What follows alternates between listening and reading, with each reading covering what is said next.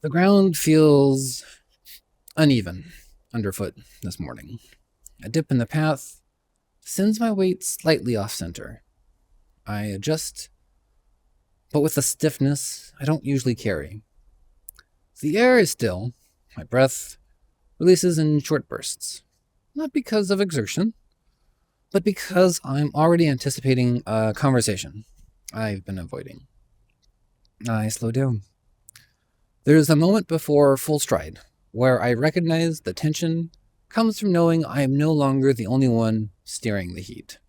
The ember stirs, the morning calls. Curiosity moves through it all. You're joining me on the Ember Walk, where curiosity meets motion. I'm David Dysart. Together, we'll take a few minutes to step through one idea that shapes the craft of enrollment.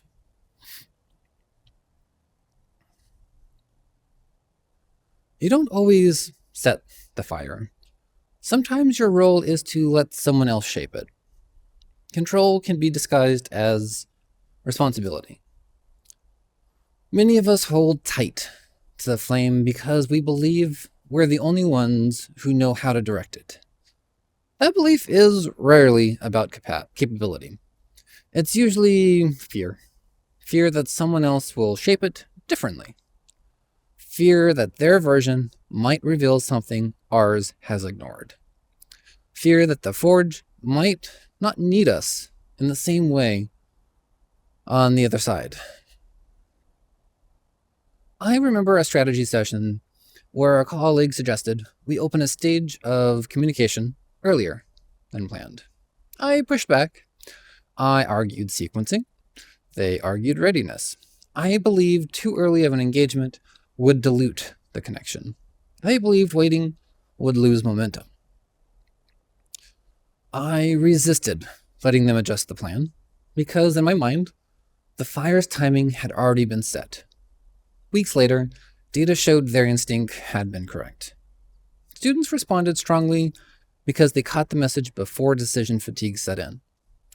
I didn't like that I was wrong. But what stayed with me was this. The Forge didn't weaken because someone else lit the flame differently.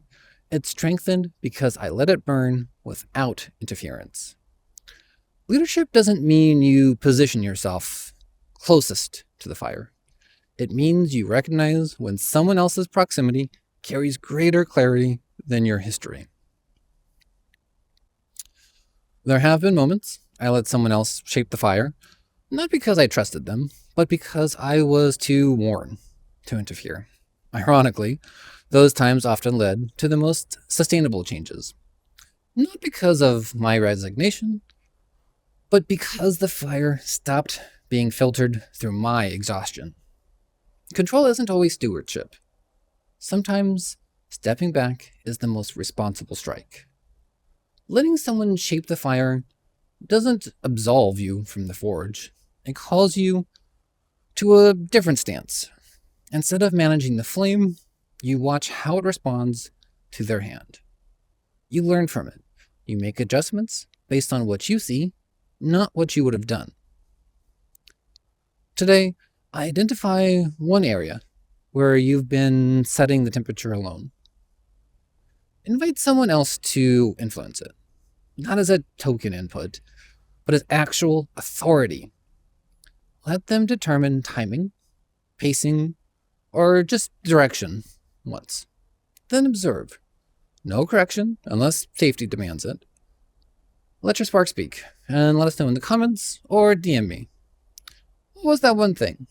And how does it feel to let someone else's tend the flame? Walk with enough steadiness to allow the fire to shift without your command. Some strength only forms when you stop holding the controls. And that's the Ember Walk. The Forge is yours now. Go make something worth the heat. Step by step, the spark will talk. This is the end.